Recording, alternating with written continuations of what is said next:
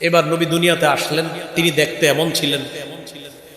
এখন কথা হলো তিনি যেই বারে আসলেন এই বারটা ছিল সোমবার। বলেন কি বার? সোমবার। মুসনাদে আহমদের বর্ণনা 4 নম্বর খণ্ড 172 নম্বর পৃষ্ঠা। ওয়ালিদা রাসূলুল্লাহ সাল্লাল্লাহু আলাইহি ওয়াসাল্লাম ইয়াউমাল ইসনাইন, আল্লাহ নবী সোমবারে জন্মগ্রহণ করছেন। সবার কাছে জানতে চাই, সোমবার বছরে একবার? হ্যাঁ হ্যাঁ, তাহলে সোমবারটা কি বাৎসরিক না সাপ্তাহিক? আচ্ছা, ঠিক আছে তো কথা। তাহলে একটা হাদিস শুনেন, আবার বলছি, সোমবার বাৎসরিক না সাপ্তাহিক? এই কথায় শেষ পর্যন্ত থাকেন। এবার হাদিস শুনেন, সহিহ মুসলিমের বর্ণনা 1162 নম্বর হাদিস। সুইলা রাসূলুল্লাহ সাল্লাল্লাহু আলাইহি ওয়াসাল্লাম আন সাওমিদ্দাহ, নবীকে প্রশ্ন করা হলো, ইয়া রাসূলুল্লাহ, কেউ যদি সারা বছর রোজা রাখে তার ব্যাপারে আপনার কাছে জানতে চাই। নবী জবাব দিলেন, লা সাবা ওয়ালা আফতারা, কোন ব্যক্তি যদি সারা বছর নফল রোজা রাখে সে কেমন যেন রোজা রাখেও নাই, রোজা ছাড়েও নাই। যে ব্যক্তি সারা বছর নফল রোজা রাখে সে রোজা রাখেও নাই, রোজা ছাড়েও নাই। এর মানে এই রোজার ব্যাপারে আল্লাহ রাসূল সাল্লাল্লাহু আলাইহি সাল্লাম উৎসাহ প্রদান করেন নাই, উৎসাহ দিলেন না যে সারা বছর নফল রোজা রাখবে, এটাতে নবীর উৎসাহ নাই। ওয়াসুইলা আন সাওমি ইয়াউমাইনি ওয়া ইফতারি ইয়াউম, প্রশ্ন করা হলো, ইয়া রাসূলুল্লাহ, কেউ যদি মাসে এমন হয় যে 2 দিন রোজা রাখে, 1 দিন রোজা না রাখে, এর মানে মাসে 20টা নফল রোজা আর 10 দিন গ্যাপ হয়, এই রোজার ব্যাপারে আপনার কাছে জানতে চাই। কেউ যদি 2টা নফল রোজা রাখে আর এরপর আরেকটা না রাখে, এইভাবে মাসে কয়টা রোজা হয় ভাই? 20টা, আর 10 দিন গ্যাপ হয়। নবী জবাব দিলেন, আইয়ুনা ইউতিকু যালিকা, আমাদের মধ্যে এত শক্তি কার আছে যে সে মাসে 20টা নফল রোজা রাখবে আর 10 দিন গ্যাপ দিবে? এই শক্তি কে রাখে? এর মানে রাখলে আদায় হবে, কিন্তু নবী এটার প্রতি উৎসাহ দেন না। ওয়াসুইলা আন সাওমি ইয়াউমিন ওয়া ইফতারি ইয়াউমাইন, প্রশ্ন করা হলো, ইয়া রাসূলুল্লাহ, কেউ যদি 1 দিন নফল রোজা রাখে আর 2 দিন না রাখে, আর মানে মাসে 10টা নফল রোজা আর 20 দিন গ্যাপ দেওয়া, এই ব্যাপারে আপনার কাছে জানতে চাই। নবীজি জবাব দিলেন, ইয়া লাইতা আন্নাল্লাহ কাওয়ানা লিযালিকা, হায় আল্লাহ তাআলা যদি এই রোজা রাখার শক্তি আমাদের সকলকে দান করতেন। এর মানে এটার প্রতি নবীর উৎসাহ আছে যে মাসে কোনো মানুষ একটা রোজা আজকে নফল রাখলো, আবার 2 দিন গ্যাপ, আবার একটা নফল রোজা, আবার 2 দিন গ্যাপ, এটার প্রতি আল্লাহ রাসূলের উৎসাহ আছে। এবার প্রশ্ন করলো, সুইলান সাওমি ইয়াউমিন ওয়া ইফতারি ইয়াউমিন, কেউ যদি একটা রোজা রাখে আর একটা না রাখে, আর মানে মাসে 15টা রোজা 15টা না রাখা। নবী জবাব দিলেন, যাকা সাওমু আখি দাউদ আলাইহিস সালাতু ওয়াস সালাম, এটা আমার ভাই দাউদ নবীর রোজা। অন্য হাদিসে নবী বলেন, দাউদ নবীর রোজা কতই না উত্তম রোজা। দাউদ নবীর রোজা কতই না উত্তম। তো 1 দিন নফল রোজা রাখা, 1 দিন না রাখা, এটাও হতে পারে। এবার নবী বললেন, শোনো, সাওমু সালাসাতিন মিন কুল্লি শাহরিন, প্রত্যেক মাসে 3টা রোজা রাখা। বলেন প্রত্যেক মাসে কয়টা রোজা রাখা? 3টা রোজা রাখা। 3 11, হ্যাঁ 3 11 কত? 33। তাহলে মাসে 3টা রোজা রাখলে 11 মাসে কয়টা রোজা হয়? 33টা। ওয়া রমাদানু ইলা রমাদান, 11 মাস 33টা রোজা রাখার পর প্রত্যেক মাসে 13, 14, 15 আইয়ামে বীজের 3টা রোজা রাখবেন। এই 3টা রোজা রাখলে 11 মাসে 33টা রোজা, আর রমজান মাসে 1 মাসের রোজা রাখবেন। আল্লাহ নবী বলেন, সাওমুদ্দাহরি, সারা বছর রোজা রাখা হয়ে যাবে। মাসে 3টা রোজা, রমজান মাসের রোজাগুলা রাখলে তার সারা বছর রোজা রাখার সওয়াব হয়ে যাবে। এবার মূল প্রশ্ন, নবীজিকে প্রশ্ন করা হলো, সুইলা আন সাওমি ইয়াউমিল ইসনাইন, ইয়া রাসূলুল্লাহ, কেউ যদি সোমবারে রোজা রাখে এই ব্যাপারে আপনার কাছে জানতে চাই। আল্লাহ নবী বললেন, ইয়াউমুন বুলিতু ফি, সোমবারে রোজা রাখাটাই তো অনেক ফজিলতের কাজ, কারণ সোমবারে আমি নবী জন্মগ্রহণ করছি। নবী বলেন, সোমবারে আমি রোজা রাখি কারণ সোমবারে আমার জন্ম, তাই শুকরিয়া আদায় করার জন্য আমি রোজা রাখি। এবার আপনাদের কাছে জানতে চাই, সোমবার কি সাপ্তাহিক না বাৎসরিক? রোজা রাখলে কি খাওয়া হয় নাকি না খাওয়া হয়? বলেন, রোজা রাখলে কি খায়া সারাদিন থাকা লাগে না না খায়া? সোমবার কি বাৎসরিক না সাপ্তাহিক? সাপ্তাহিক। সোমবার দিন আল্লাহ রসুল জন্মগ্রহণ করছেন, ওই দিনে রোজাটা এই রাখলে এটা কি খাওয়া না না খাওয়া? এবার আপনাদের কাছে জানতে চাই, বাৎসরিক যে জন্মদিন, ওই জন্মদিনে কি খাওয়া হয় নাকি হয় না? হ্যাঁ, কি হয়? খাওয়া হয়। আবার বাৎসরিক, এটা বেদাত। বলেন এটা কি? হ্যাঁ, এটা বেদাত। সবাই বলেন এটা কি? বেদাত। এটা দিনের মধ্যে নতুন আবিষ্কার, এটা বেদাত। প্রতি সোমবার রোজা রাখা এটা রাসূল সাল্লাল্লাহু আলাইহি সাল্লামের সুন্নাহ। আর বাৎসরিক ভাবে কোনো বানানো কোনো অনুষ্ঠান করা, এটা হলো বেদাত। এই বেদাত থেকে আল্লাহ আমাদেরকে হেফাজত করেন। সহিহ বুখারীর বর্ণনা 2697 নম্বর হাদিস, 2697 নম্বর হাদিস। এই হাদিসের বর্ণনাকারী আয়েশা সিদ্দিকা রাদিয়াল্লাহু তাআলা আনহা, তিনি বলেন, عن عائشة الصديقة رضي الله تعالى عنها قالت قال رسول الله صلى الله عليه وسلم من أحدث في أمرنا هذا ما ليس فيه فهو رد। আমাদের এই শরীয়তের মধ্যে ইবাদতের নামে যদি নতুন কেউ কিছু আবিষ্কার করে, এটা হবে বেদাত। এই বেদাতের কোনো স্থান শরীয়তের মধ্যে নাই। বলেন আমাদের সাথে, বলেন আমরা সবাই, বলেন আমরা সবাই শরীয়ত প্রিয়। আমরা চাই শরীআহ, আইন যেন আমাদের দেশে চালু হয়ে যায়। আল্লাহ তাআলা যেন আমাদেরকে শরিয়া আইন দেখে কবরে যাওয়ার তৌফিক দেয়। কবরে যাওয়ার আগে যেন আমরা কি আইনটা দেখতে পারি। ওলামায়ে কেরাম মঞ্চে আছে, কত দোয়া করছে ওলামায়ে কেরাম অনেক বিষয়ে, আল্লাহ তাআলা কিন্তু কবুল করে ফেলছে হঠাৎ। ঠিক বুঝলাম না কি? ঠিক। এখন এই শরিয়া আইনের দোয়াটাও করবেন। কি আইনের? শরিয়া। এই শরিয়া আইনের দোয়াটাও ডেলি করবেন, হঠাৎ দেখবেন চালু হয়ে গেছে। কারণ সবাই দেখবে না, এদিকে সেদিকে পশ্চিমার পশ্চিমা, ওগুলাতে লাভ নাই। চোর দমন করতে হলে শরিয়ার বিকল্প নাই, জিনা বন্ধ করতে হলে শরিয়ার বিকল্প নাই, ব্যভিচার বন্ধ করতে হলে শরিয়া আইনের বিকল্প নাই। শরিয়া মানবে না কারা? কোনো না কোনো অপরাধে অপরাধী যারা। শরিয়া আইন চায় না তারা, কোনো না কোনো অপরাধে অপরাধী যারা। আমার সাথে মুখস্থ করেন, বলেন শরিয়া আইন চায় না তারা, কোনো না কোনো অপরাধে অপরাধী যারা। তাহলে আমি এক অংশ, বাকি অংশ আপনারা। শরিয়া আইন চায় না কারা? কোনো না কোনো অপরাধী যারা, তারা চায় না কি? শরিয়া আইন চায় না কারা? এটা সবাইরে শিখিয়ে দিবেন, বলেন ইনশাআল্লাহ। এবার একটু গুরুত্বপূর্ণ কথা, নবীজি সাল্লাল্লাহু আলাইহি সাল্লামের জন্মদিনকে কেন্দ্র করে কোথাও কোনো জায়গা বা কোনো কবর সাজানো যাবে না।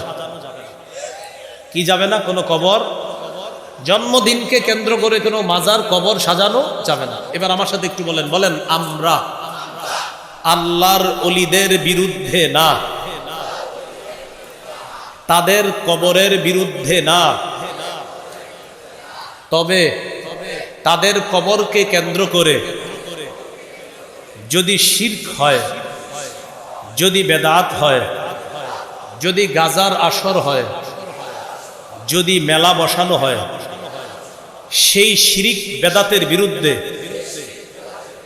গাজা মেলার বিরুদ্ধে আগেও ছিলাম, এখনো আছি। ওলামায়ে কেরাম যদি ভবিষ্যতে ডাক দেয়, তখনও তাদের পাশে থাকবো ইনশাআল্লাহ। আমরা কি ওলিদের বিরুদ্ধে? কবরের বিরুদ্ধে? কিসের বিরুদ্ধে? শিরিক। কিসের বিরুদ্ধে? বেদাত। কিসের বিরুদ্ধে? গাজা। কিসের বিরুদ্ধে? মেলা। কিন্তু আমাদেরকে আপনার একটা ভুল তথ্য উপস্থাপন করে বোঝানো হয়, এই হুজুররা অলিদের বিরুদ্ধে, মানে ওই ওদের গাজার বিরোধিতা করলে কয় আমরা অলিদের বিরোধী। না, আমরা অলিদের বিরোধী না, আমরা গাজার আসরের বিরোধী। আমাদেরকে বলে অলিদের বিরোধী। এই কথাটাই স্পষ্ট হওয়া দরকার। দেখেন এখানেও অনেকে থাকতে পারেন এমন যে আমাদেরকে ভাবেন এরকম হয়তো যে হুজুর আপনার বয়ান ভাল লাগে কিন্তু আপনি আল্লাহর অলিদের বিরুদ্ধে, এরকম হইতে পারে মানসিকতা। আল্লাহর কসম করে বলছে আমরা কোন অলিদের, এই জায়গা আমরা যতরা এখানে বসে আছি আমরা কেউ অলিদের বিরুদ্ধে না, তাদের কবরের বিরুদ্ধে না। আমরা শিরিক, বেদাত, কুফর, গাজা আর মেলার বিরুদ্ধে আগে, এখন, ভবিষ্যতেও থাকবো ইনশাআল্লাহ। এবার একটা হাদিস শোনেন, সহিহ বুখারীর বর্ণনা 527 নম্বর হাদিসও আছে। রাসূল সাল্লাল্লাহু আলাইহি সাল্লাম যেদিন ইন্তেকাল করবেন ওই দিনের একটা বর্ণনা শোনেন। এটা আছে সহিহ বুখারীর 435 নম্বর হাদিস। এই হাদিসে আছে, লাম্মা নুজিলা বিরাসূলিল্লাহি সাল্লাল্লাহু আলাইহি ওয়াসাল্লাম, যেদিন আল্লাহ রাসূল সাল্লাল্লাহু আলাইহি সাল্লাম মুমূর্ষ অবস্থা, যেদিন তিনি ইন্তেকাল করবেন,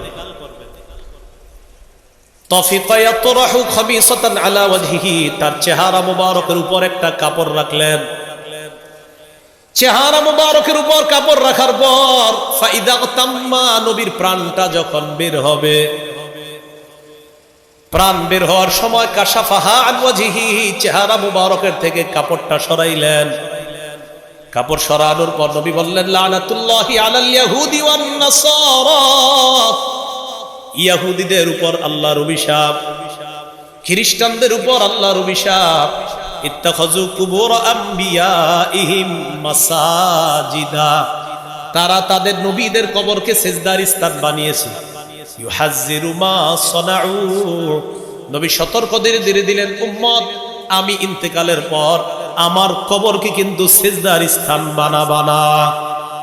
নবীর কবরকে যখন সিজদার স্থান বানানো যায় না, অতএব পৃথিবীর কোন আল্লাহর ওলির কবর মাজার, শাইখুল হাদিসের কবর মাজার, তাদের সামনেও সেজদা দেওয়া যাবে না, তাদের কবর মাজার ইত্যাদিতেও সেজদা দেওয়া শিরিক, সেজদা দেওয়া হারাম। এবার একটা হাদিস শোনেন, ইন্তেকালের 5 দিন আগের হাদিস। যেটা শোনাইলাম এটা ইন্তেকালের দিনের হাদিস, এখন একটা বলি ইন্তেকালের 5 দিন আগের হাদিস। সহিহ মুসলিমের বর্ণনা 1175 নম্বর হাদিস। এই 1175 সিরিয়ালটা হলো আপনাদের পকেটের মোবাইল, ওই উস্তাদ অনুযায়ী, মানে পকেটে মোবাইলে একটা সিরিয়াল আছে হাদিসের, ওখানে দেখবেন 1175, আবার মিলায় সুপাই গিয়ে আছে ঠিক আছে কিনা। তো যদিও এটা না বললেও কিছু হইতো না, এটা আন্তর্জাতিক নাম্বার না। আন্তর্জাতিক ভাবে এই হাদিসের নাম্বার হবে 532। কত হবে? হ্যাঁ, আর আপনাদের উস্তাদ অনুযায়ী 1175 আর কি। আন্তর্জাতিক ভাবে এটার নাম্বার হলো 532। আমাদের মাদ্রাসার পাঠ্যপুস্তক অনুসারেও হাদিসের নাম্বার 532। এই হাদিসের মধ্যে আছে, قال رسول الله صلى الله عليه وسلم الا وان من كان قبلكم اتخذوا قبور انبيائهم وصالحيهم مساجدا, নবীজি বলেন তোমাদের পূর্ববর্তী জাতি যারা, তারা তাদের নবীদের ওলিদের কবরকে সিজদার স্থান বানিয়েছে।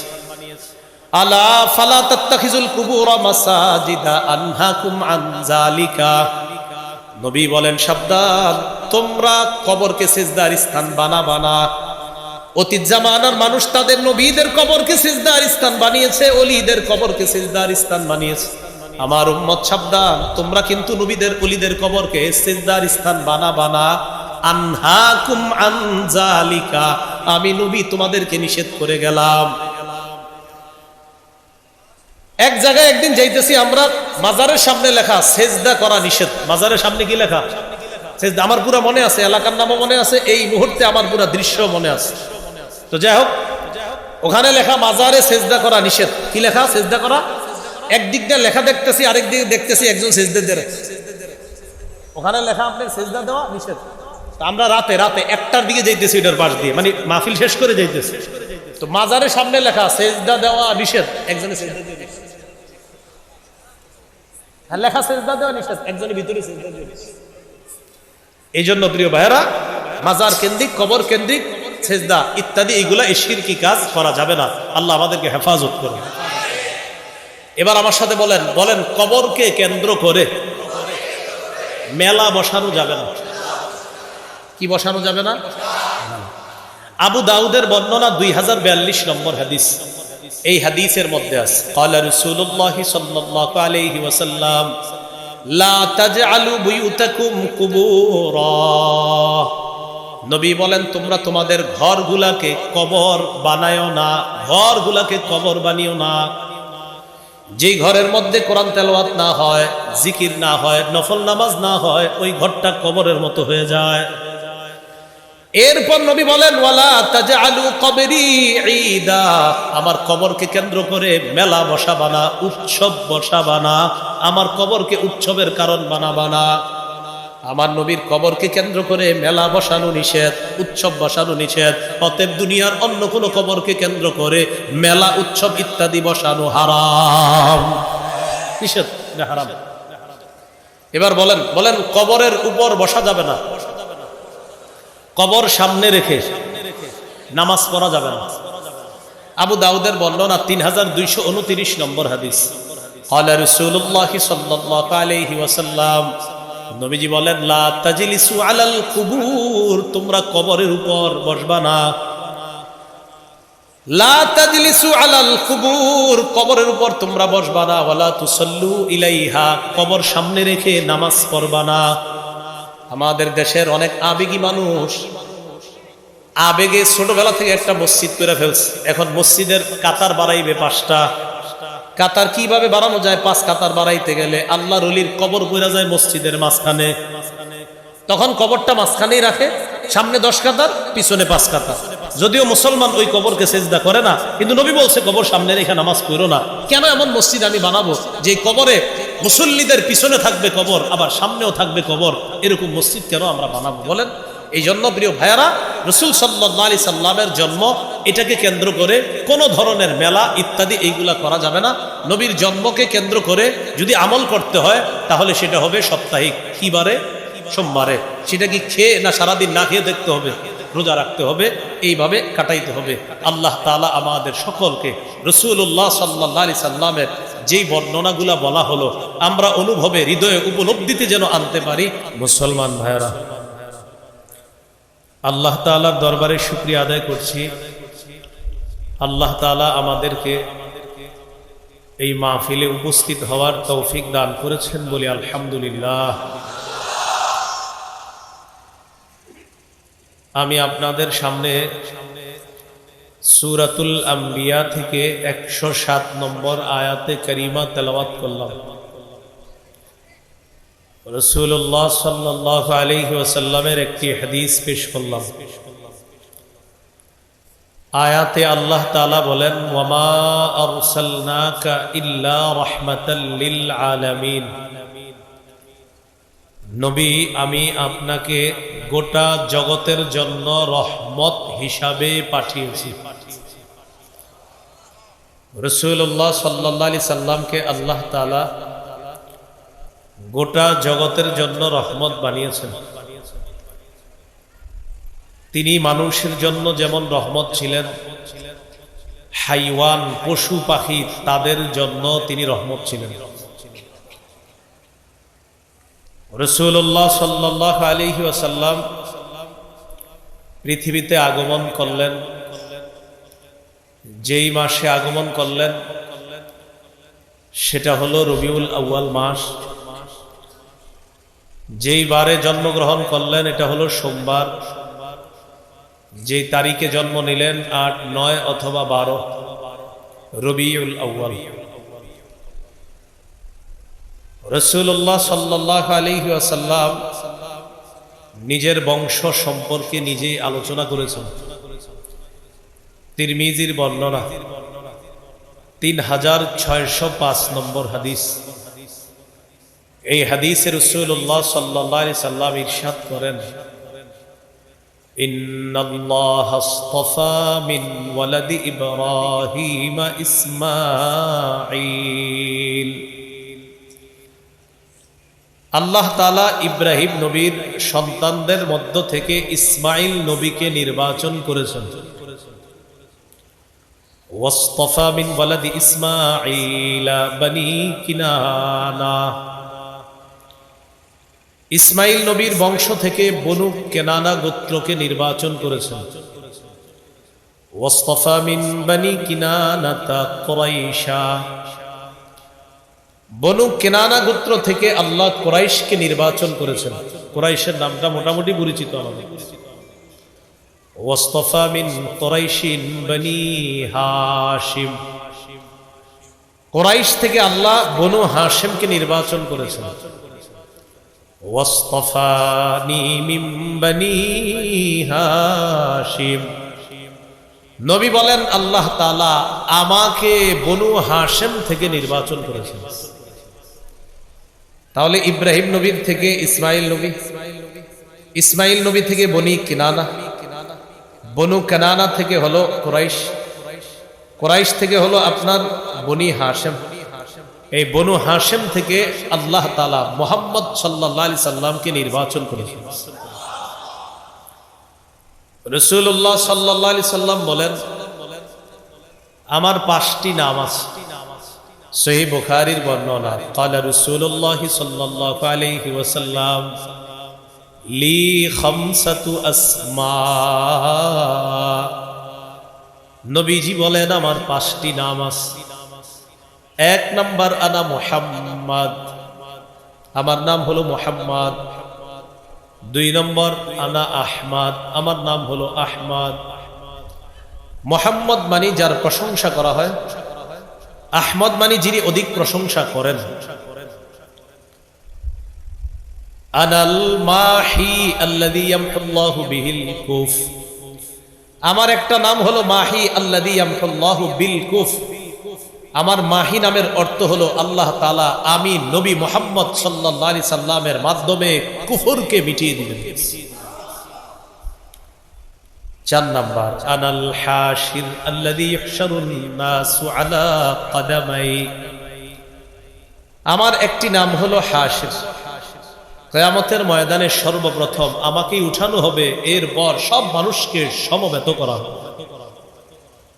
5 নাম্বার আনাল আকিব, আমার নাম আকিব, আমি সর্বশেষ নবী হিসাবে পৃথিবীতে আগমন করেছি। এই হলো নবী সাল্লাল্লাহু আলাইহি সাল্লামের 5টি নাম। নবীজির একটা কুনিয়ত আছে আবুল কাসেম, কি নাম? রাসূল সাল্লাল্লাহু আলাইহি সাল্লামের একটা সন্তান ছিল নাম কাসেম। তিনি নবীজির নবুয়ত প্রকাশের আগেই জন্মগ্রহণ করেছেন। কাসেম নামক সন্তান যিনি ছিলেন তিনি নবীজির নবুয়ত প্রকাশের আগেই জন্ম নিয়েছেন। তো কাসেমের বাবার আরবি হলো আবুল কাসেম। কাসেমের বাবার আরবি কি? এই জন্য রাসূল সাল্লাল্লাহু আলাইহি সাল্লামের আরেকটা উপনাম হলো আবুল কাসেম সাল্লাল্লাহু আলাইহি ওয়াসাল্লাম।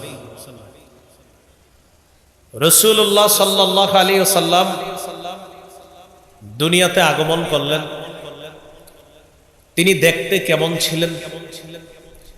এক বাক্যে আমরা প্রথমে জানবো তিনি দেখতে কেমন ছিলেন। হাদিসের একটি কিতাব আছে নাম আল জামিউস সগীর। এই কিতাবের 6452 নম্বর হাদিস। এই হাদিসের মধ্যে আছে কানা রাসূলুল্লাহ সাল্লাল্লাহু আলাইহি ওয়াসাল্লাম আবিয়াদা কাআন্নামা সিগা মিন ফিদ্দা। রাসূলুল্লাহ সাল্লাল্লাহু আলাইহি সাল্লাম দেখতে এতটাই সুন্দর ছিলেন, তার দেহটা দেখলে মনে হতো যেন দেহটা রূপা দিয়ে নির্মাণ করা হয়েছে। একবার রাসূলুল্লাহ সাল্লাল্লাহু আলাইহি সাল্লামের মাথা থেকে পা পর্যন্ত বর্ণনা মন দিয়ে শুনেন।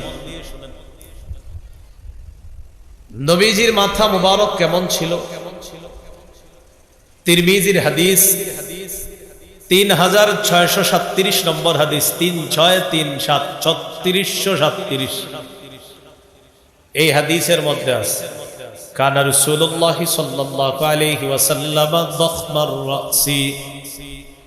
আল্লাহ রাসূল সাল্লাল্লাহু আলাইহি সাল্লামের মাথা মুবারক তুলনামূলক একটু বড় ছিল, বেশি ছোট ছিল না, তুলনামূলক একটু বড়, দেখতে চমৎকার লাগত। নবীজির মাথার চুলগুলো কেমন ছিল? ঘন নাকি পাতলা? হাদিসের কিতাব জাওয়াইদুল মুসনাদ, এই কিতাবের 944 নম্বর হাদিস কানা রাসূলুল্লাহ সাল্লাল্লাহু আলাইহি ওয়াসাল্লাম কাসীরা শা'রির রাস। নবীজির সাল্লাল্লাহু আলাইহি ওয়াসাল্লামের চুল মুবারক ছিল ঘন। তাহলে আপনাদেরকে যদি প্রশ্ন করা হয় নবীজির চুল কেমন ছিল, ঘন নাকি পাতলা, কি জবাব হবে? ঘন। পরের প্রশ্ন, নবীজির চুলগুলা কি লম্বা ছিল না কোকড়ানো ছিল? খুব একজনে মাঝখান থেকে বলেই ফেলছে কোকড়ানো, আমি বলছি চুল। আগে শোনেন, মানে প্রশ্ন হলো চুল কেমন ছিল, কি লম্বা একেবারে নাকি কোকড়ানো? সহিহ মুসলিমের বর্ণনা 2347 নম্বর হাদিস। এই হাদিসের বর্ণনাকারী আনাস ইবনু মালিক রাদিয়াল্লাহু তাআলা তিনি বলেন, عن أنس بن مالك رضي الله تعالى عنه قال আনাস ইবনে মালিক রাদিয়াল্লাহু তাআলা আনহুর বর্ণনা, আল্লাহ নবীর চুলের ব্যাপারে তিনি বলেন, লা বিল জাদিল কাতিতি ওয়ালা বিসসাবতি, চুলগুলো একবারে কোকড়ানো ছিল না, আবার একবারে লম্বা ছিল না। তাহলে আপনাদেরকে জিজ্ঞাসা করি চুলগুলা কেমন ছিল, কি লম্বা ছিল না কোকড়ানো? জবাব হবে বলেন একেবারে, বলেন একেবারে কোকড়ানো ছিল না, লম্বাও ছিল না। তাহলে কেমন ছিল? আমি বলছি মিডিয়াম। এটাও হাদিসে আছে কেমন ছিল এটা বলতেছি। এই জন্য আপনারা ইনশাল্লাহ এতটুকু নিয়ত থাকবে, শেষ পর্যন্ত আমি এমন কিছু বলবো না যেটা কোরআন হাদিসে নাই। তাহলে বললাম একবারে কোকড়ানো না, একবারে লম্বাও না, তো বললাম কেমন? একবারে মিডিয়াম। আমি বলি তো মিডিয়াম কেমন ছিল এটাও হাদিসে আছে। সুবহানাল্লাহ। আল জামিউস সগীর হাদিসের কিতাব, এই কিতাবের 6475 নম্বর হাদিস। হাদিসের বর্ণনাকারী আবু হুরায়রা রাদিয়াল্লাহু তাআলা তিনি বলেন, আন আবি হুরায়রা রাদিয়াল্লাহু তাআলা আন কানা রাসূলুল্লাহ সাল্লাল্লাহু আলাইহি ওয়াসাল্লাম রাজিলা শাহ, নবীজির চুল মুবারক একেবারে লম্বা ছিল না, একেবারে কোকড়ানো ছিল না, বরং তার চুল মুবারক ছিল ঈষৎ ঢেউ খেলানো, হালকা ঢেউ খেলানো। বাতাস না থাকলেও মনে হতো আল্লাহ নবীর চুলগুলা হালকা ঢেউ খেলতেছে। একেবারে কোকড়ানো না, লম্বাও না, তাহলে কেমন বলেন? ঈষৎ ঢেউ খেলানো, হালকা ঢেউ খেলানো ছিল রাসূলের চুল মুবারক, হালকা ঢেউ ঢেউ এরকম ছিল। ইন ফারাকাত আকিকাতুহু ফারাকা ওয়া ইল্লা ফালা, নবী যদি তার চুলগুলো এমনিতেই সিতি হয়ে যেত তাহলে চুলগুলো আল্লাহ নবী সিতি করতেন। চুল যদি অনায়াসে সিতি কাটতো তাহলে সিতি করতেন, চুল অনায়াসে সিতি হলে নবীজি সিতি করতেন। ওয়া ইল্লা ফালা, আর অনায়াসে সিতি না আসলে সিতি কাটতেন না। قد شمط مقدم رأسه ولحيا, মাথার সামনের চুল আর কিছু দাড়ি পেকে গিয়েছিল। কানা ইযা দাহানা লাম ইয়াতাবায়্যান ওয়া ইযা শাইসা রাসুহু তাবায়্যানা, নবী যদি চুলগুলা আছড়িয়ে রাখতেন, তেল দিতেন, তেল দেওয়ার পর যদি আছড়াইতেন তাহলে ওই সাদা দাড়ি চুলগুলা দেখা যাইত না। তেল দিলে সাদা চুল দাড়ি দেখা যাইত না, বেশি না কিন্তু কয়েকটা, হালকা। এক সাহাবী তো বলেন ইন্তেকালের সময় তিনি পুরা গয়না চুল দাড়ি মিলায়া 20টা সাদা পাইছে। তাহলে বেশি সাদা ছিল না, কয়েকটা, তাও তেল দিয়ে রাখলে প্রকাশ পাইত না। কানা ইদা শাইসা রাসুহু তাবায়্যানা, আর চুলগুলা যখন এলোমেলো থাকতো, একটু অগোছালো থাকতো, অগোছালো মানে এর মানে আমার নবীর চুল কিন্তু এলোমেলো হলেও সুন্দর। সুবহানাল্লাহ, নবীকে যেভাবে দেখবেন সেভাবেই সুন্দর। তো চুল যদি না আঁচড়ানো থাকতো তখন আপনার ওই সাদা চুলটা প্রকাশ পেত, তবে তেল দেওয়া অবস্থায় থাকলে প্রকাশ পাইতো না। আর যদি তেল না দিতেন, এমনি আপনার তেলের বিপরীত ছিল। তো বাংলা আমরা আমাদের সব শানে বলি অগোছালো, শাইসা মানে হলো অগোছালো থাকা। এর মানে রাসূল সাল্লাল্লাহু আলাইহি ওয়াসাল্লামের চুল অগোছালোর এর অর্থ হলো তেল দেওয়া না থাকলে, চুল যদি সিতি করা না থাকতো, এমনি থাকতো, তাহলে চুলটার ওই সাদা দুই একটা চুল দেখা যেত। এগুলো আপনার চুলের বর্ণনা। চুলের পরিমাপ কি ছিল? আমার সাথে 3টা শব্দ মুখস্থ করেন, তারপর বলি পরিমাপ কি ছিল। বলেন ওয়াফরা, লিম্মা, জুম্মা, আবার ওয়াফরা, লিম্মা, জুম্মা, এবার আমি বলবো না, আপনারা বলুন।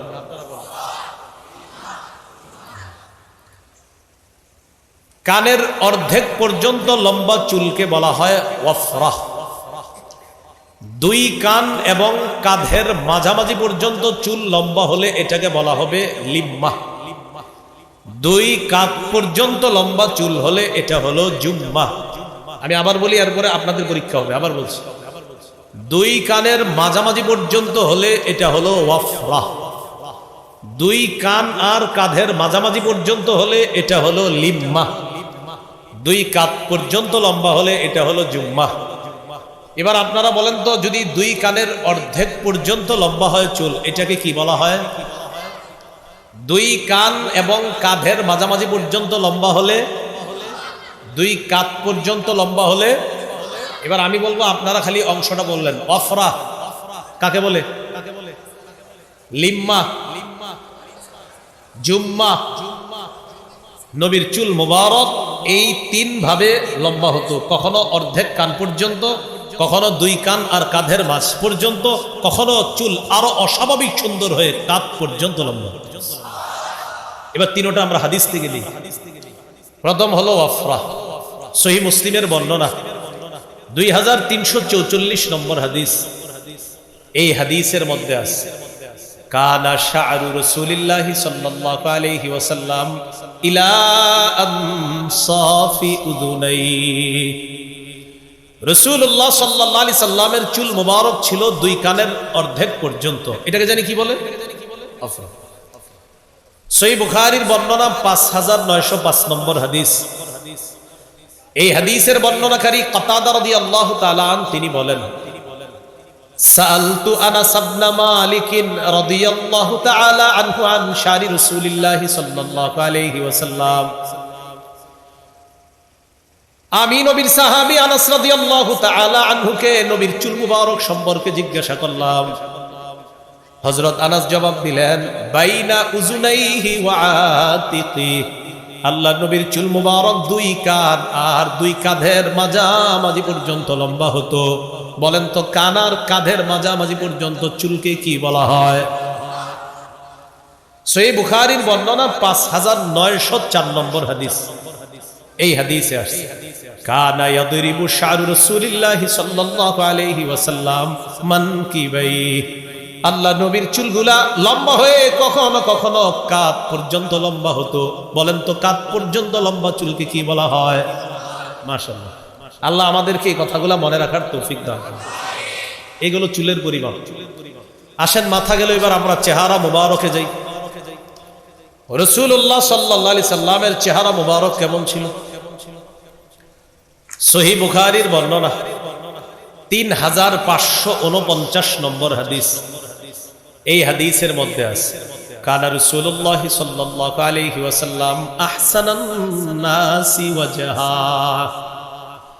সাহাবী বলেন, আল্লাহ নবীর চেহারা মুবারক এত সুন্দর, এই পৃথিবীর মধ্যে যত মানুষ আছে সব মানুষের মধ্যে নবীর চেহারা মুবারক সর্বাপেক্ষা সুন্দর, সবচেয়ে সুন্দর।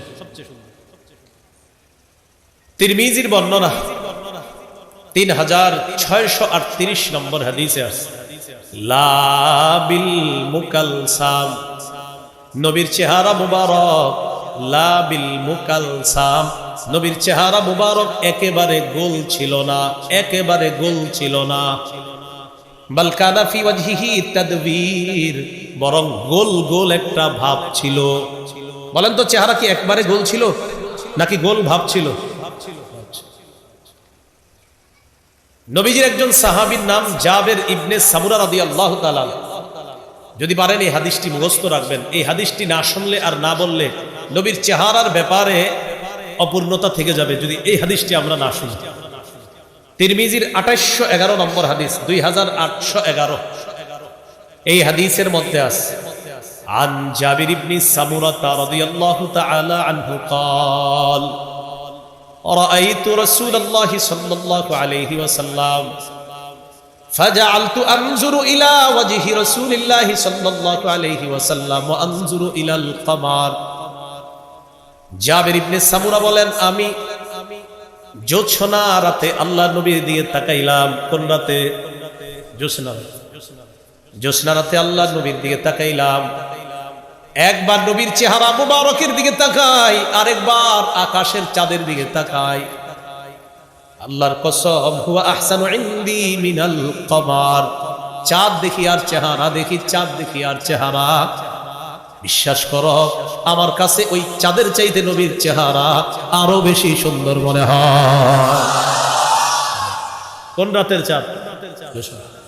এই জন্য আজকে ঘরে গিয়ে বিবিরে বলবেন, শোনো নাটক সিনেমায় কে কেমন ছিল এগুলা না দেখা আমার থেকে শোনো, আমাদের নবী জোছনা রাতের যে চাঁদ, এই চাঁদের চেয়ে আরো সুন্দর ছিল।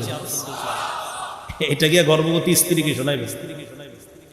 গর্ভবতী স্ত্রীকে সময় কাটানোর জন্য মোবাইল দেয়, আর উনি যায় ফ্যাক্টরিতে কাজ করে, মোবাইলে নাটক সিনেমা দেখে আহারে সময় কাটায়। এগুলা না দিয়া এগুলা দিতে হবে স্ত্রীকে, বাসায় গিয়া বলতে হবে। নবীজির চুল মুবারক ছিল কখনো 2 কানের অর্ধেক পর্যন্ত, এটাকে বলা হয় ওয়াফরা। কখনো ছিল 2 কান আর কাঁধের মাঝ পর্যন্ত, এটাকে বলা হয় লিম্বা। কখনো কাঁধ পর্যন্ত, এটাকে বলা হয় জুম্মা। জানো নবীজির চেহারা মুবারক কেমন ছিল? হাদিসে আসছে সর্বাপেক্ষা সুন্দর ছিল। জাবের ইবনে সামুরা রাদিয়াল্লাহু তাআলা আনহু বলেন, তিনি জোছনা রাতের চাঁদের চেয়ে আরো বেশি সুন্দর ছিল। এগুলা তাদেরকে শোনান। সহিহ মুসলিমের বর্ণনা 2344 নম্বর হাদিস। এই হাদিসের মধ্যে আসছে, সাহাবীকে প্রশ্ন করা হলো, ওয়াজহুহু মিসলাস সাইফ, আল্লাহ নবীর চেহারা মুবারক কি তরবারির মতো সুন্দর ছিল? সাহাবী জবাব দিলেন, লা বাল কানা মিসলাশ শামসি ওয়াল কমার, নবীর চেহারা মুবারক চাঁদ আর সূর্যের মতো সুন্দর। আল জামিউস সগীর 6475 নম্বর হাদিসে আছে, ইয়াতালা আল্লাহ ওয়াজহুহু তালালু আল কমারি লাইলাতাল বাদ, পূর্ণিমা রাতের চাঁদ যেমন সুন্দর চকচক করে, আমার নবীর চেহারা মুবারক পূর্ণিমার চাঁদের মতো এমন সুন্দর। এই হলো চেহারার বর্ণনা। এবার চেহারার দিকে তাকান, সবার উপরে কি? কপাল। উপরে কি? কপাল কেমন ছিল? কানা রাসূলুল্লাহ সাল্লাল্লাহু আলাইহি ওয়াসাল্লাম ওয়াসিআল জাবিন, নবীর কপাল মোবারক ছিল প্রশস্ত, ললাট ছিল প্রশস্ত। এবার কপালের নিচে দেখেন 2টা ভুরু আছে। এই ভুরুগুলো কেমন ছিল? আজাজ্জাল হাওয়াজিবি সাওয়াবিগ ফি গায়রি কারনিন বাইনাহুমা ইরকুন ইউদিরুহুল গাদাব। আজাজ্জাল হাওয়াজিবি, আজাজ্জাল হাওয়াজিব। সাহাবী বলেন, 2 ভুরু এত সুন্দর, ঘন কালো বক্র সরু 2টা ভুরু ছিল। এই ভুরু 2টার মাঝখানে কোনো মিল ছিল না, 2টার মাঝখানে ছিল ফাঁকা। 2 ভুরুর মাঝখানে বাইনাহুমা ইরকুন, ছোট্ট একটা রগের মতো ছিল, ইউদিরুহুল গাদাব। নবী যদি মাঝে মাঝে কখনো রাগ করতেন, এই রাগ মাখা চেহারা মুবারক এত সুন্দর লাগতো। এই রাগের কারণে 2 ভুরুর মাঝের রগটা কখনো কখনো ফুলে গিয়ে ভুরুর সৌন্দর্য আরো বাড়ায়া দেয়। আমার নবী রাগ করলেও সুন্দর, আমার নবী হাসলেও সুন্দর, আমার নবী কাঁদলেও সুন্দর, আমার নবী হাঁটলেও সুন্দর, আমার নবী চুপ থাকলেও সুন্দর, আমার নবী কথা বললেও সুন্দর, আমার নবী শিরিক বেদাতের বিরুদ্ধে অবস্থান নিলেও সুন্দর। আমার নবীকে যেভাবে দেখবেন সেভাবেই তিনি সুন্দর। রাসূলুল্লাহ সাল্লাল্লাহু আলাইহি ওয়াসাল্লাম মূর্তি ভাঙছে, কি ভাঙছে? মূর্তি ভাঙছে, তখন আমার নবী সুন্দর। রাসূল সাল্লাল্লাহু আলাইহি সাল্লামের এই 2 ভুরুর মাঝে কি ছিল? এটা ছোট রগের মতো, যখন মাঝে মাঝে রাগ করতেন এটা ফুলে উঠতো। এইটাও দেখতে অনেক সুন্দর। 2 ভুরুর নিচে আছে চোখ। এই চোখগুলা ছিল কেমন? 2 চোখ। সহিহুল আদাবিল মুফরাদ 988 নম্বর হাদিসের বর্ণনা, কানা রাসূলুল্লাহ সাল্লাল্লাহু আলাইহি ওয়াসাল্লাম আযীমাল আইনাইন। কোরআনের মধ্যে অসংখ্য অগণিতবার আমরা পড়ছি, জান্নাতে যে পুরুষদেরকে আল্লাহ হুর দান করবেন, এই হুরদের চোখগুলা হবে ডাগর ডাগর চোখ বিশিষ্ট। সুবহানাল্লাহ, হুরদের চোখগুলা হবে ডাগর। সাহাবী বলেন, আমার নবীর চোখগুলাও ছিল ডাগর। হুরদের চোখ ডাগর। হুররা কোথায়? দুনিয়া না জান্নাতে? আমাদের নবী কোথায়? দুনিয়াতে আসছেন কিনা? দুনিয়াতে এসেছেন কিনা? সাহাবী বলেন, আমার নবীর এই দুনিয়াতে যে 2 চোখ ছিল, এই 2 চোখ ছিল ডাগর ডাগর চোখ। এবার চোখগুলা কেমন সুন্দর ছিল দেখেন। বাচ্চাদেরকে কাজল লাগান, কত কিছু লাগায় চোখের সৌন্দর্য বাড়াই, সুরমা লাগাই আমরা, পরে একটু সুন্দর দেখা যায় চোখের কোনাগুলা। তিরমিজির বর্ণনা 3638 নম্বর হাদিস, জাবের রাদিয়াল্লাহু তাআলা আনহু বলেন, রাআইতু রাসূলুল্লাহি সাল্লাল্লাহু আলাইহি ওয়াসাল্লাম কুলতু আকহালাল আইনাইন, আমি নবীকে দেখলাম, দেখার পর আল্লাহ নবীর দিকে যখন আমি তাকাইলাম, তাকায় নবীর দুই চোখ আমি যখন দেখলাম, চোখ দুইটা দেখে আমার মনে হইল আল্লাহ নবীর চোখের মধ্যে মনে হয় সুরমা লাগানোর কারণে চোখ দুইটা এত সুন্দর। এ দুনিয়ার মানুষ ভালো করে তাকায় দেখি লাইসা বি আকাহালা, চোখের মধ্যে নবীর চোখের মধ্যে সুরমা লাগানো নাই, আমার নবীর সুরমা লাগানো ছাড়াই সুরমাওয়ালা চোখ যেমন সুন্দর দেখা যায়, আল্লাহ নবীর দুইটা চোখ এমন সুন্দর করেই বানিয়েছেন। আমি মনে করছি সুরমা লাগাইছি, আসলে সুরমা লাগাই নাই। নবীরে দেখলেই তার দুই চোখ এত মায়াবী, অসাধারণ চোখ, এই দুই চোখ দেখলেই আলাদা এক মায়া কাজ করতো। তো দেখলে মনে হতো সুরমা লাগিয়েছে, কাছে গিয়ে ভালো করে দেখলে মনে হয় না আসলে সুরমা লাগায় নাই, বরং আল্লাহ প্রদত্ত সৌন্দর্য আল্লাহ রসুলের দুই চোখে দান করছে। এই ছিল চোখের বর্ণনা। দুই চোখের মাঝখানে কি আছে? নাক কেমন ছিল? কানা রাসূলুল্লাহি সাল্লাল্লাহু আলাইহি ওয়াসাল্লাম আকনাল ইরনিনা, নবীজি সাল্লাল্লাহু আলাইহি ওয়াসাল্লামের নাক ছিল সামনের অংশ হালকা উঁচু, এই সামনের অংশটা হালকা একটু উঁচুর মতো, উঁচা জায়গাটার মধ্যে ছিল লাহু নূরুন ইয়ালু, নাকটার উপরে তাকাইলে মনে হইতো আলো উদ্ভাসিত হয়। আলো আলো, এ আলো মানে আবার নূরের তৈরি না, আলো মানে কি না? আমরা মাঝে মাঝে বলি ইমাম সাহেবের চেহারাটা নূরের, ইমাম সাহেবের চেহারাটা একদম নুরানি চেহারা, মানে কি উনি নূরের? ইমাম সাহেবের চেহারাটা কিসের মতো? আমরা বলি আহারে কি নুরানি চেহারা, কত সুন্দর, এর মানে কিন্তু নূরের তৈরি হওয়া আবশ্যক না। রাসূল সাল্লাল্লাহু আলাইহি সাল্লামের নাক মুবারক, এটার মাথায় মাঝে মাঝে এরকম মাথাটা দেখলে মনে হতো আলাদা একটা আলো উদ্ভাসিত হয়, এটা চমকাইতেছে, ইয়া আলু, এটা চমকাইতেছে আর দর্শককে মুগ্ধ করতেছে। নাকের দুই পাশে কি আছে? গাল। গাল ছিল কেমন?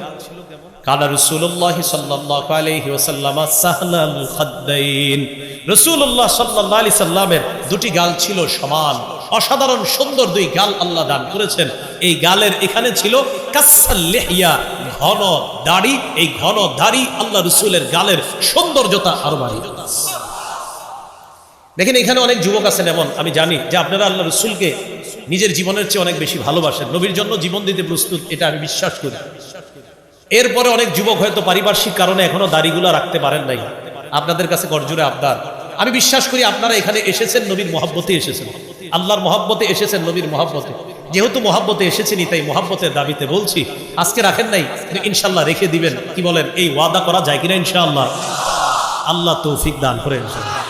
যারা এখনো রাখেননি রেখে দিবেন, আমরা তাদেরকে বলবো দাড়িটা রেখে দেন, সুন্দর দাড়ি রেখে দেন, আল্লাহ তৌফিক দান করেন। এই ছিল দাড়ির বর্ণনা, কিছু বাকি রয়ে গেছে কিন্তু এখনো। দাঁত কেমন ছিল রাসূল সাল্লাল্লাহু আলাইহি সাল্লামের? কানা রাসূলুল্লাহি সাল্লাল্লাহু আলাইহি ওয়াসাল্লাম মুফাল্লাজাল আসনান, বর্তমান জামানায় বিউটি পার্লারে নারীরা যায় দাঁতের সৌন্দর্য ফাঁকা করে বাড়ায়, জেন্টস পার্লারে হয়তো পুরুষরা যায় দাঁতের সৌন্দর্য ফাঁকা করে বাড়ায়। সাহাবী বলেন মুফাল্লাজাল আসনান, নবীর সামনের দাঁতগুলা আল্লাহ এমনি একটু ফাঁকা করে দিছে, হাসি দিলে অসাধারণ সুন্দর দাঁত দেখা যায়, হালকা কিছুটা এমনি সুন্দর।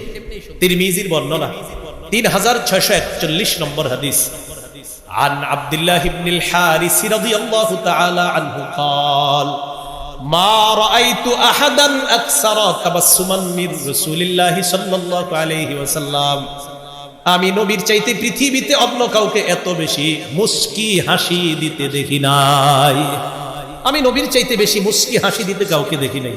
তিরমিজির বর্ণনা 3642 নম্বর হাদিস, عن عبد الله بن الحارث رضي الله تعالى عنه قال মা কানা দিহকু রাসূলিল্লাহি সাল্লাল্লাহু আলাইহি ওয়াসাল্লাম ইল্লা তাবাসসুমা, নবীজি সাল্লাল্লাহু আলাইহি সাল্লামের হাসি ছিল মুস্কি হাসি। বলেন তো কি হাসি ছিল? মুস্কি হাসি। মাঝে মাঝে এমন ভাবে হাসতেন দাঁতগুলা দেখা যেত সাহাবায়ে কেরাম নবীজির দাঁতের সৌন্দর্য উপভোগ করতেন। এবার আসি, মুখের ভিতরে দাঁত গেল, এখন মুখের ভিতরে থুতু আছে না? আর বলে না থুতু আছে না? আমার নবীর থুতু কেমন ছিল? সহিহ বুখারীর বর্ণনা 4210 নম্বর হাদিস, হাদিসের বর্ণনাকারী সাহাল ইবনু সাদ আস-সাঈদী রাদিয়াল্লাহু তাআলা তিনি বলেন قال رسول الله صلى الله عليه وسلم يوم خيبر খায়বার যুদ্ধের দিন আল্লাহ রাসূল সাল্লাল্লাহু আলাইহি সাল্লাম একটা ঘোষণা করলেন লা উ'তিয়ান্না রায়াতা গাদান রাজুলান ইউহিব্বুল্লাহ ওয়া রাসূলুহু ওয়া ইউহিব্বুহুল্লাহু ওয়া রাসূলুহু নবীজি বলেন আমি আগামীকাল এমন এক ব্যক্তিকে পতাকা দিব যেই ব্যক্তি আল্লাহকে আর তার রাসূলকে ভালোবাসে আর আল্লাহ এবং তার রাসূলও তাকে ভালোবাসে ইয়াফতাহুল্লাহু আলা ইয়াদাই আমার আশা ওই ব্যক্তির হাতে আল্লাহ খায়বারের বিজয় দান করবে হাদিসে পরে যে অংশ আসছে আপনারা অবাক হবেন ফাবাতান নাসু ইয়াদুকুনা লাইলাতাহুম রাতের বেলা সাহাবীরা ঘুমায় না সারা রাত সাহাবীদের সবার মধ্যে একই টেনশন আইয়ুহুম ইউতাহা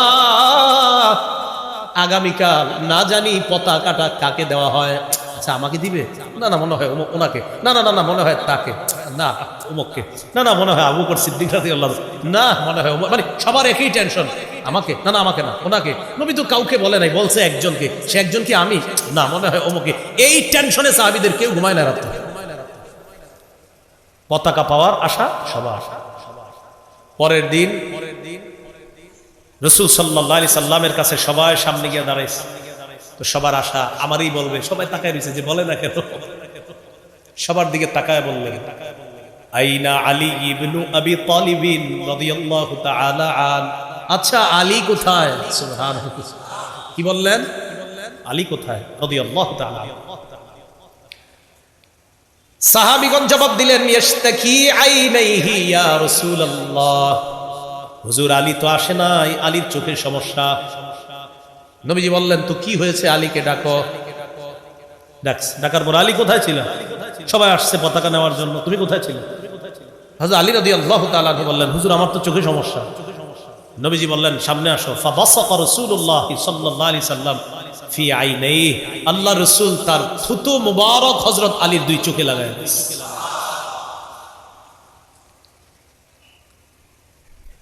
স্বপ্নেও যদি কারো এরকম চোখে মুখে আল্লাহ রাসূল থুতু দিয়ে দেয় কাজ হয়ে যাবে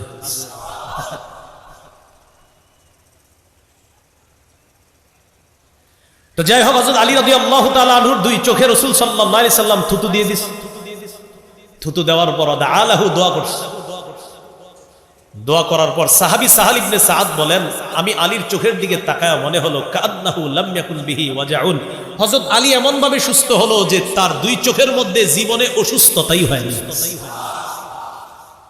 আমার নবীর থুতু মোবারক এত বরকতি ছিল রাসূল সাল্লাল্লাহু আলাইহি সাল্লামের কুলি কেমন ছিল কুলি চিনেননি আরে পানি মুখে না কুলি এই কুলি কেমন ছিল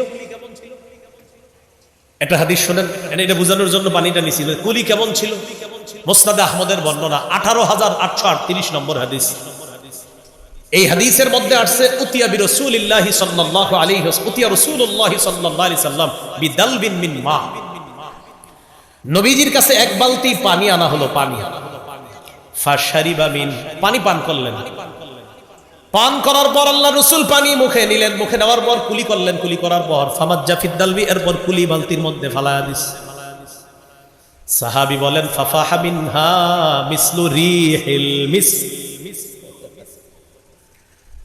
বালতির মধ্যে কুলির পানি নরমাল পানির সাথে যখন কুলির পানি মিলিত হয়ে যায় ওই পানি থেকে মেশক আম্বরের ঘ্রাণ বের হওয়া শুরু হয় কুলি আমার নবীর মুখের ফু কেমন ছিল ফু চিনেননি বিসমিল্লাহির রহমানির রহিম এই ফু ছিল কেমন আরে ফু আবু দাউদের বর্ণনা ফুটার কথা শুনেন কেমন ফু ছিল রাসূল সাল্লাল্লাহু আলাইহি সাল্লামের সাহাবী সালামা ইবনে আকওয়া রাদিয়াল্লাহু তাআলা এই সালামা রাদিয়াল্লাহু তাআলা পায়ের গোড়ালিতে আঘাত পাইছে পায়ের গোড়ালিতে আঘাত ইয়াজিদ ইবনে আবি উবাইদ রাদিয়াল্লাহু তাআলা আনহু বলেন রাআইতু আসারা দারবাতিন ফি সাকি সালামা আমি সালামার পায়ের গোড়ালিতে একটা আঘাতের চিহ্ন দেখতে পেলাম ক্ষতের চিহ্ন দেখতে পেলাম দেখে আমি তাকে জিজ্ঞাসা করলাম মা হাজিহি এটা কিসের চিহ্ন সালামা জবাব দিলেন আসাবাতনি ইয়াউমা খায়বার খায়বারের যুদ্ধের দিন আমার পায়ে আঘাত পেয়েছি এই আঘাতের কারণে এই ক্ষতের চিহ্ন হয়েছে যেই চিহ্ন দেখা তুমি ভয় পেয়ে গেছো, আঘাতের চিহ্ন দেখা ভয়ের কোনো কারণ নাই। আমি আঘাতপ্রাপ্ত হওয়ার পর আমাকে রাসূলুল্লাহ সাল্লাল্লাহু আলাইহি সাল্লামের কাছে নিয়ে যাওয়া হয়। নিয়ে যাওয়ার পর ফানাফাসা ফিয়া সালাসা নাফাসাত, নবী আমার আঘাতের জায়গায় 3টি ফু দিলেন। ফু দেওয়ার পর থেকে ফামাশতাকাইতুহা হাত্তাল আন, আজ পর্যন্ত আমি ওই আঘাতের জায়গায় কোনো ব্যথা অনুভব করি না। এই ছিল রাসূল সাল্লাল্লাহু আলাইহি সাল্লামের ফু মুবারক। রাসূল সাল্লাল্লাহু আলাইহি সাল্লামের এই গেল মাথা চেহারা মুবারকের বর্ণনা। নবীজির গলাটা কেমন ছিল? এই গলা এটা একটা মুতির প্লেট। বলেন কিসের প্লেট? মনে করেন মুতি না, রূপা। কিসের প্লেট? রূপা। এই রূপার প্লেটের উপর যদি একটা মণি মুক্তা মুতি স্থাপন করে রাখা হয়, প্লেটটা হলো রূপার, আর এখানে আমরা একটা মণি মুক্তা বা মুতি বসায়া দিলাম, সৌন্দর্য কমবে না আরো বাড়বে? কাআন্না উনুকাহু জিদু দুমিয়াতিন ফি সাফাইল ফিদ্দা, নবীর গলা মুবারক এমন ছিল যেন একটা রূপার বড় প্লেটের মধ্যে একটা মণি মুক্তা মুতি স্থাপন করে রাখলে যেমন সুন্দর, আল্লাহ তাআলা যেন তার গলাটাকে ঠিক একটা রূপার প্লেটের মধ্যে বসায় দিয়েছে। এর নিচেই ছিল আপনার মোহরে নবুয়ত। সাহাবী বলেন রাআইতু খাতামা ইনদা কাতিফিহি, আল্লাহ রাসূল সাল্লাল্লাহু আলাইহি সাল্লামের মোহরটা তার কাঁধের কাছে দেখেছি, এটাকে বলা হয় মোহরে নবুয়ত। রাসূল সাল্লাল্লাহু আলাইহি সাল্লামের বুক কেমন ছিল? কানা রাসূলুল্লাহ সাল্লাল্লাহু আলাইহি ওয়াসাল্লাম আরিদাস সাদরি, নবীর বুক ছিল প্রশস্ত। দাকিকাল মাসরুবা, বুক থেকে নাভি পর্যন্ত একটা খেজুর গাছ লম্বা, উপরে 2টা ডাল আর মাঝখানে কোনো পাতা নাই। এই খেজুর গাছটা চিকন ভাবে যেমন লম্বা, নবীর বুক থেকে নাভি পর্যন্ত দাকিকাল মাসরুবা, চিকন পশমের একটা রেখা এই সরুভাবে সুন্দরভাবে চিকনভাবে আল্লাহ তাআলা ফিট করে দিয়েছেন। বুক থেকে নাভি পর্যন্ত পশম বেশি ছিল না, হালকা চিকন একটা পশমের রেখা, এটা নাভি পর্যন্ত বসিয়ে দেওয়া হয়েছে, যেন কোনো শিল্পী তার শৈল্পিক সৌন্দর্য দ্বারা এটাকে আর্ট করে দিয়েছে। আমার রব এত সুন্দর করে আল্লাহ রাসূলের এই বুক থেকে নাভি পর্যন্ত ওই চুলের পশমের রেখাটা বসায় দিয়েছে। এই ছিল পশম। রাসূল সাল্লাল্লাহু আলাইহি সাল্লামের 2 হাত কেমন ছিল? কানা রাসূলুল্লাহ সাল্লাল্লাহু আলাইহি ওয়াসাল্লাম শাসনাল কদামাইনি ওয়াল কাফাইন। তিরমিজির বর্ণনা 3636 নম্বর হাদিসের বর্ণনা, কানা রাসূলুল্লাহ সাল্লাল্লাহু আলাইহি ওয়াসাল্লাম শাসনাল কাফাইনি ওয়াল কদামাইন, আল্লাহ নবীর 2 হাত ছিল মাংসালো, 2 হাত ছিল মাংসালো। আলিয়ানা অধিক নরম ছিল। ভাই কেমন নরম? রেশমের পাতলা, এই পাতলা কাপড় যতটা নরম, রুই ইত্যাদি যত নরম, এর চাইতেও বেশি আল্লাহ নবীর হাত তুলে নরম।